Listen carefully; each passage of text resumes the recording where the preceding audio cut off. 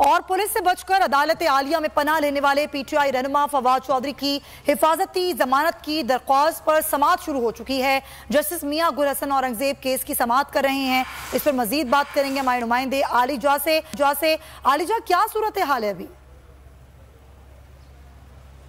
जी बिल्कुल, आज फवाद चौधरी को अदालत पेश किया गया था और आज जो 9 मई को उनकी ज़मानत दी गई थी अदालत की जानिब से, उस हवाले से फवाद चौधरी जब पेश हुए तो अदालत ने उनको रिहा करने का हुक्म दिया। उसके बाद जो हमने मनाजिर देखे, सब ने टीवी स्क्रीन पर भी देखे, फवाद चौधरी जब रिहा होने के बाद बाहर निकले हैं तो पुलिस उनको किसी और मुकदमे में गिरफ्तार करने पहुँची और बताया जा रहा है कि लाहौर की इंसदाद दहशत गर्दी की अदालत ने आज उनकी ज़मानत खारिज की थी और उसी मुकदमे में पुलिस उनको गिरफ्तार करने पहुँची। तो फवाद चौधरी ने भागकर दोबारा इस्लामाबाद हाई कोर्ट में पनाह ली और अब उनकी जो हिफाजती ज़मानत की जो दरख्वास्त है वो समाअत के लिए मुकर्रर हो गई है।